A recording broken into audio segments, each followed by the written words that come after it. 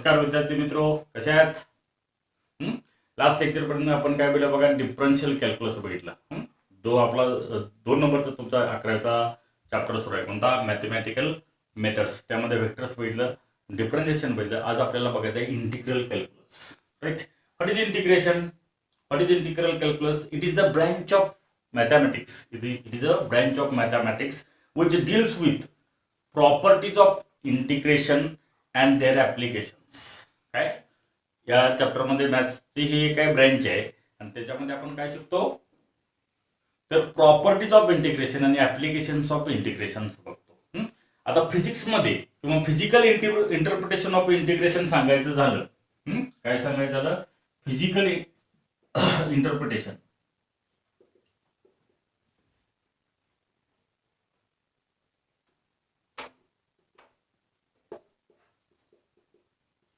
Integral सांगायचं झालं किंवा इंटिग्रेशनचं सांगायचं झालं तर काय येणार बघा? Physical integral of function f of x जर सांगायचं झालं तर ते असं येईल, integration of F of x into dx. जर आपण एखाद्या फंक्शनचं इंटिग्रेशन काढलं तर आपल्याला मिळणार काय? तर एरिया. काय मिळणार फिजिक्स मध्ये? Area under the curve. Area under the curve fx versus x. हे मिळणार. फिजिकल मिनिंग किंवा फिजिकल इंटरप्रिटेशन इंटिग्रेशनचं असं असणार. इंटिग्रेशन या साईडने दाखवतात बघा, याच थोडंसं आपण लांबवायचं. Integration of F of X DX म्हणजे एफ ऑफ एक्स, या समजा हे फंक्शन असं असेल y equal to F of X, तर हे F of x into DX. DX म्हणजे काय? त्याचं डिफरन्शिएशन घेतलेलं आहे अगोदर, म्हणून area under the curve F of X DX. आणि इंटिग्रेशनची जर व्याख्या जर तुम्हाला सांगायचं झालं तर इंटिग्रेशन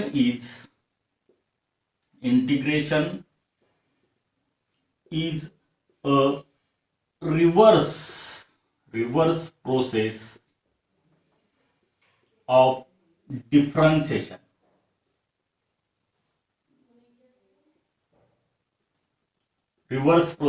differentiation. काय सांगितलंय? Reverse process. आपण जे डेरिव्हेटिव्ह काढतो त्याच्या बरोबर उलट जायचं. म्हणजे काय बघा, d d x of sine x आपण काय भेटला? साइनचा डेरिव्हेटिव्ह काय भेटला? कॉस. जर इथं आपण integration of sine cos x घेतलं किंवा साइन एक्स घेतलं तर काय मिळणार? तर त्याच्या बरोबर उलट. आता एका उदाहरणानं जर तुम्हाला सांगायचं झालं तर मी सांगेन, इथं बघा, तुम्हाला स्ट्रेट लाईनचं इक्वेशन माहित आहे? स्ट्रेट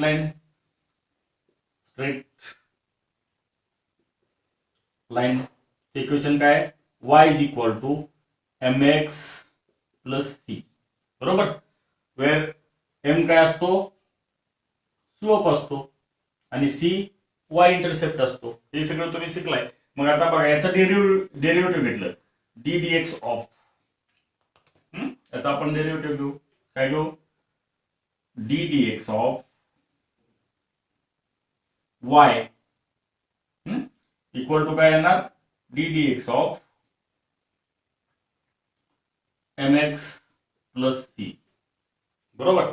आता बघा, d d x of y म्हणजे काय येणार? dy by dx equal to m काय आहे? कॉन्स्टंट, तसा असेल dx बाय dx.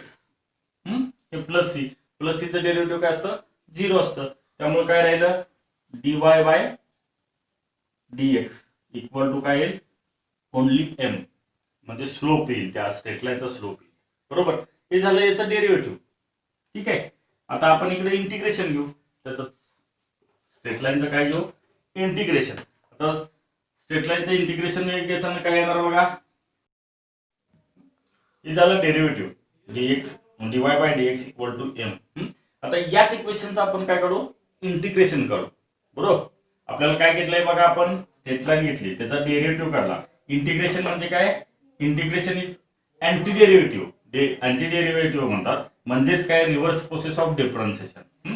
आता मग ते काय सांगितलं बघा, integration of dy equal to, हे फक्त इकडे नेलं मी, एम डीएक्स केलं बरोबर. डीवायचं इंटिग्रेशन काय येईल, वाय, आणि एम डीएक्स, एम कॉन्स्टंट आहे तसाच येईल बरोबर. आणि डीएक्सचे इंटिग्रेशन एक्स, आणि हे एक टाईपचे इंटिग्रल आहे, आपण पुढे बघणार आहे. याच्यामध्ये प्लस सी करावं लागतं आपल्याला, प्लस तो कॉन्स्टंट एक पुट करावा लागतो. मग बघा काय घेतलं होतं आपण पहिल्यांदा, कशाचं डेरिव्हेटिव्ह काढलं, y equal to m x plus सीचं. त्याचं काय आलं आपल्याला डेरिव्हेटिव्ह, काय आलं, एक स्मॉल फंक्शन एम. एम म्हणजे काय आहे, स्लोप आहे. स्लोप म्हणजे काय, कर्वचा टँजंट. आणि डेरिव्हेटिव्हची व्याख्याच काय आहे, इट गिव्स द स्लोप और tangent of that particular curve, small curve, right. मग आता इथं इंटिग्रेशन काढलंय, तर इंटिग्रेशन काढल्यानंतर काय मिळालं, हा डीवाय हा काय आहे, किंवा डीवाय किंवा डीएक्स हा काय आहे, एक स्मॉल पार्ट आहे त्या स्ट्रेट लाईनचा, आणि त्याचं आपण सगळं इंटिग्रेशन काढलं. इंटिग्रेशन काढलं म्हणजे काय बघा, ही जर स्ट्रेट लाईन असेल आणि याच्या असेल जर तुम्ही इक्वल स्मॉल पार्ट पाडले, आणि या पार्टची लेंथ किती समजली तुम्ही, डीएक्स, तर अशा सगळ्या पार्टचं समेशन झालं. इंटिग्रेशन म्हणजे समेशन, तुम्ही एकत्र सगळे त्यांचं या डी1 एक, dx1, dx2, dx3, dx4, dx5 असं एन नंबर ऑफ असतील, त्या सगळ्यांची बेरीज. म्हणजेच आपण काय दाखवू शकतो, integration is nothing but summation, हे पण म्हणू शकतो तुम्ही. आपण बघायचंच आहे पुढे डेफिनेशन मध्ये वगैरे, राईट.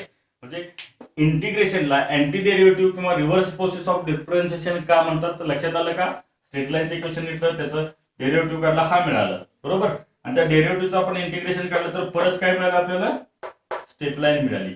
म्हणून त्याला काय म्हणतात, integration is a reverse process of differentiation. Clear.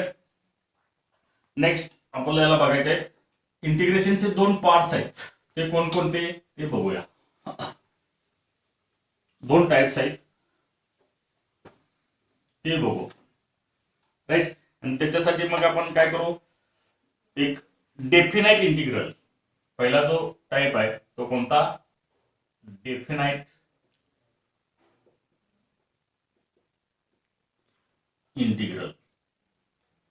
Definite integral म्हणजे काय, हे जर सांगायचं झालं तर काय बघा, integration from F of x dx, x goes from a to b, x goes from a to b dx. अशा टाईपचं जर इंटिग्रेशन असेल तर याला काय म्हणायचं, डेफिनाइट इंटिग्रल. याला काय म्हणायचं, डेफिनाइट इंटिग्रल, राईट. ज्या इंटिग्रेशन मध्ये लिमिट दिलं जातं, एक्सचं इथं लिमिट आहे बघा, एक्स ए टू बी. आता हे लिमिट म्हणजे काय, थोडक्यात तुम्हाला सांगतो. ग्राफच्या आधारे हा एक्स ऍक्सिस आहे, हा वाय ऍक्सिस आहे, इथं एफ ऑफ एक्स आहे, आणि समजा कर्व असा असेल, ठीक आहे. हे तुमचं एक्स इक्वल टू ए आहे, आणि हा एक्स इक्वल टू काय आहे, बी आहे. तर याचे इक्वल पार्ट्स, डेरिव्हेटिव्ह घेतो म्हणजे काय होतं आपला, इक्वल पार्ट्स मध्ये आपण हे डिवाइड करतो. डेरिव्हेटिव्हचा अर्थ हा, इथं मी फक्त हे असे काही स्क्वेअर काढतोय.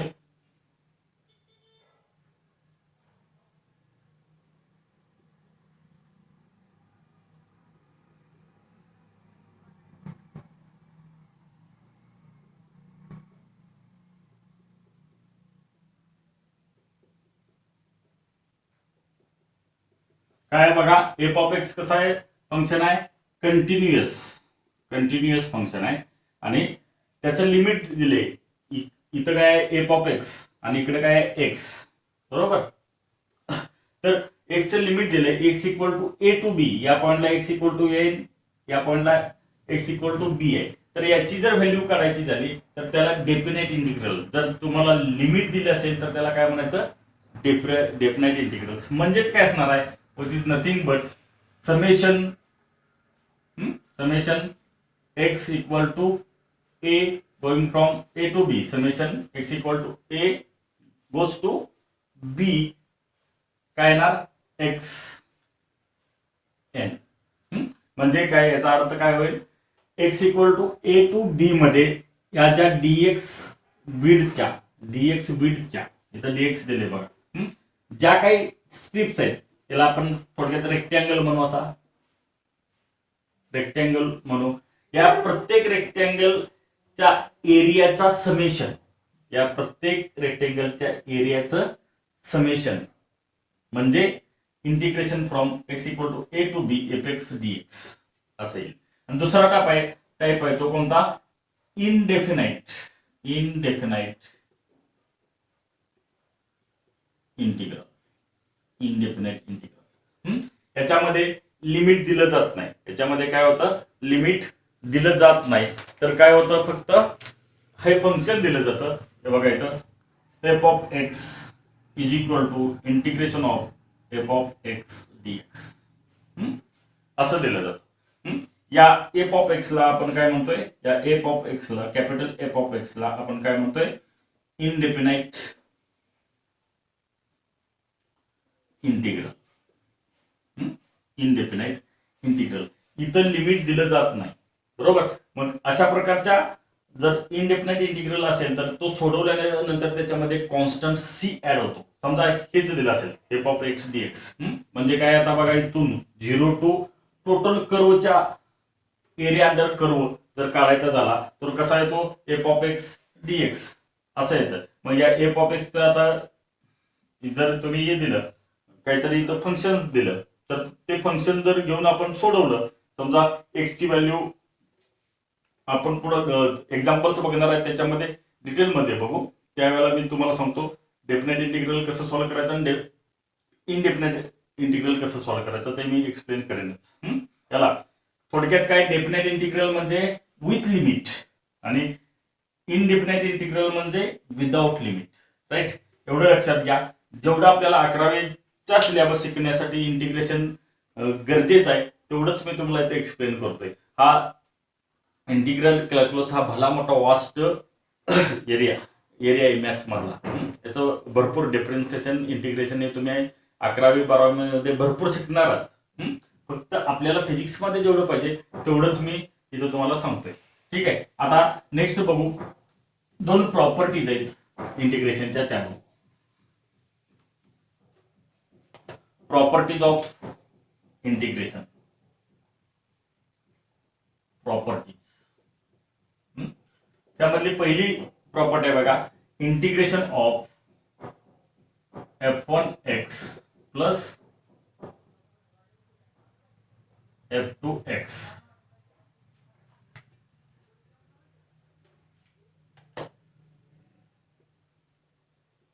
f1x प्लस f2x असं असेल तर काय करायचं, तर हे इंटिग्रेशन सेपरेट लिहायचं. म्हणजे कसं येईल, इथं इंटिग्रेशन मध्ये dx लिहायला अजिबात विसरायचं नाही, एवढं लक्षात घ्या. म्हणजे डिफरन्शिएशन केलेला पार्ट असेल त्याच आपण इंटिग्रेशन करू शकतो. जर डिफरन्शिएशन नसेल, dx नसेल तर त्या फंक्शनचं आपण इंटिग्रेशन काढू शकत नाही. मग हे कसं होणार बघा, integration of f1x dx plus integration of f2x dx, बरोबर. म्हणजे काय, हे फंक्शन दोन फंक्शनचे ऍडिशन असेल तर त्याचं इंटिग्रेशन आणि dx न तर सेपरेट करा. ही पहिली प्रॉपर्टी. दुसरी प्रॉपर्टी अशी आहे, integration of k into F x dx असं असेल. एफ एक्स dx, k काय आहे, एक कॉन्स्टंट आहे, तर त्याला आपण इंटिग्रेशनच्या बाहेर घ्यायचं. k into integration of F of x dx where k is a constant.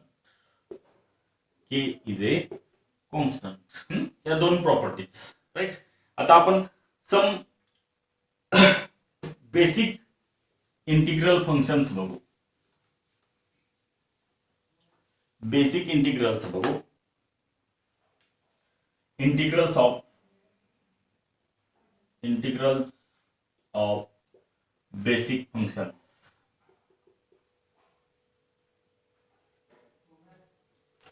Integrals of basic functions, त्यामध्ये पहिले जे येणार आहे, पहिलं ते असं आहे बघा, integration of x raise to n dx असं असेल तर, x raise to n dx असं असेल तर काय येणार बघा, हे कोणत्या टाईपचं येतं, हे कोणत्या टाईपचं येतं, डेफिनाइट का इनडेफिनाइट, इनडेफिनेट टाईप. इथं लिमिट दिले का नाही, त्यामुळं इनडेफिनेट टाईपचं येतं. मग इथं काय येणार बघा, याचं x raise to n plus one upon n plus one असं आन्सर येईल.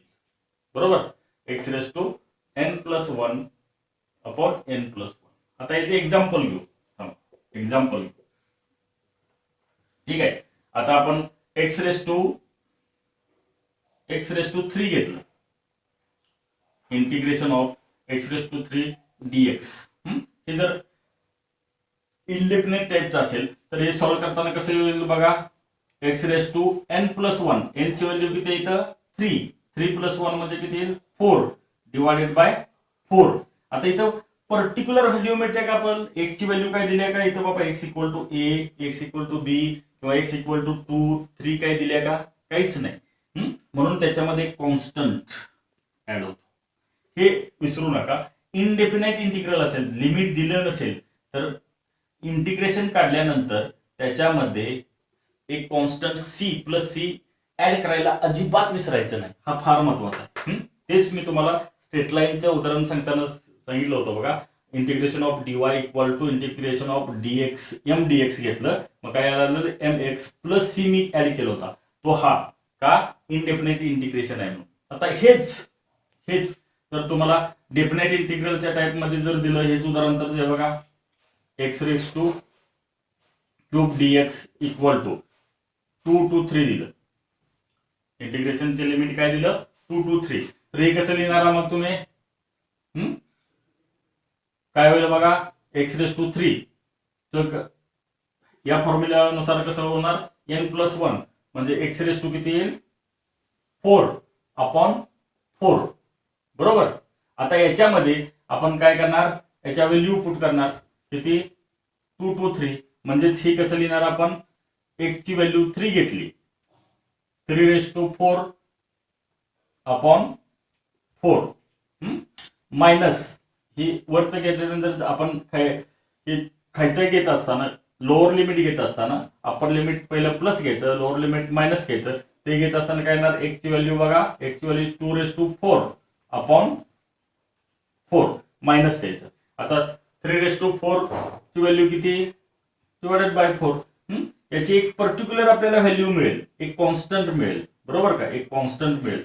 इथं आपण प्लस सी करायचं नाही, इथं आपण प्लस सी करायचं नाही का, तर हे कोणतं इंटिग्रल आहे, डेफिनेट इंटिग्रल आहे. याच्यासाठी कारण का इथं लिमिट दिले, आपल्याला एक पर्टिक्युलर व्हॅल्यू मिळणार आहे, म्हणून इथं कॉन्स्टंट सी ऍड करायचं नाही. इथं थेरॉटिकल आहे, एक्स ची व्हॅल्यू दिलेली नाही, एक्स ची व्हॅल्यू किती आहे आपल्याला माहित नाही, म्हणून डेफिनेट इंटिग्रल मध्ये आपण सी ची व्हॅल्यू काय करतोय ऍड करतोय. बरोबर, हा पहिला फॉर्म्युला आहे, त्याचे दोन्ही उदाहरण. हा फॉर्म्युला डेफिनेट साठी कसा वापरायचा आणि इनडेफिनेट साठी कसा वापरायचा लक्षात आलं का. असेच पुढचे सगळे फॉर्म्युले तुम्हाला या दोन्ही टाईपच्या इंटिग्रल साठी वापरायचे. ते पुढचे फॉर्म्युला आहेत ते आपण बघू. ठीक आहे, हा पहिला फॉर्म्युला झाला, एक्स रेस टू एन असेल तर सेकंड फॉर्म्युला आहे बघा, integration of 1 upon x dx असा असेल तर काय येणार, आता 1 अपॉन एक्स लॉग आठवते का बघा, डेरिव्हेटिव्ह मध्ये log of X, log of X हे काय आलं होतं equal to derivative of log of X किती आलं होतं 1 अपॉन एक्स, म्हणजेच अँटी डेरिव्हेटिव्ह आहे. हा काय आहे, integration is a anti derivative. Third formula घ्या, integration of sine X DX, integration of sine X DX हे इंटिग्रेशन काय येतं मायनस कॉस एक्स येतं. याचा आन्सर किती येतं मायनस कॉस एक्स. आता इथं बघा, आपण डेफिनेट आणि इनडेफिनेट असं सेपरेट सॉल्व्ह करताना हे करायचं आहे. मी फक्त तुम्हाला काय देतो, स्टँडर्ड फॉर्म्युले देतोय. नेक्स्ट फोर्थ काय आहे, इंटिग्रेशन ऑफ कॉस एक्स, हे काय येतं integration of cos X sine X, sine X. त्याच्यानंतर next formula integration of E raise to x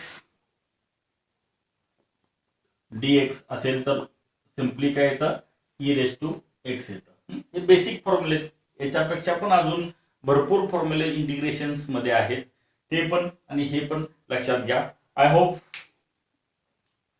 तुम्ही जे इंटिग्रेशन मी सांगितलंय ते थोडंफार समजलं असेल, आणि जे आपल्याला 11वीचं फिजिक्स शिकण्यासाठी महत्वाचं आहे ते इंटिग्रेशन इथं मी थोडक्यात सांगण्याचा प्रयत्न केलाय. इंटिग्रेशन म्हणजे काय? What is integration? It gives area under the curve with function and its direction. बरोबर? किंवा आपण काय डेफिनेशन लिहून घेतल्या? Integration is A reverse process of differentiation, किंवा त्याला अँटी डेरिव्हेटिव्ह पण म्हणतात. आणि ते मी स्ट्रेट लाईनचं इक्वेशन घेऊन तुम्हाला समजून सांगितलेलं आहे. तर याचा काही बहु करू नका. थोडक्यात काय बघा, एक साधंच उदाहरण द्यायचं झालं डे टू डे लाईफ मधलं, तर असं देईन मी. समजा डेरिव्हेटिव्ह म्हणजे काय? एक फंक्शन आहे, एक टोपले आहे, त्याच्यात किती आंबे आहेत आपल्याला माहित नाही. किती आंबे आहेत ते माहित नाही. त्या टोपलीत आंबे आहेत, त्यातल्या एका आंब्याची जी व्हॅल्यू काढतो त्याला आपल्याला म्हणायचं डेरिव्हेटिव्ह. आणि त्या टोटल आंब्यांची जर आपण व्हॅल्यू काढली तर त्याला म्हणायचं काय? इंटिग्रेशन. समजा 1 रुपयाला एक आंबा असेल, त्या टोपलीतला किती? 1 रुपयाला एक आंबा असेल तर किती झालं? त्याचं डेरिव्हेटिव्ह काय झाले? एक आंबा झाला. बरोबर? सगळ्या फंक्शनचा स्मॉल पार्ट म्हणजे एक आंबा झाला तो. आणि टोटल इंटिग्रेशन म्हणजे काय? समजा टोपलीत 10 आंबे आहेत तर काय होणार? इंटिग्रेशन एक्स, तो एक आंबा मल्टिप्लाइड बाय 10 होणार, म्हणजे किती होणार? 10. राईट? अशा पद्धतीने हे होते. थोडक्यात डेरिव्हेटिव्ह काय करतो? त्याचा समान पार्ट करतो, डिवाइड करतो. जे फंक्शन आहे त्या फंक्शनचे समान पार्टमध्ये वेगवेगळे भाग करतो, डिवाइड करतो. आणि इंटिग्रेशन काय करतो?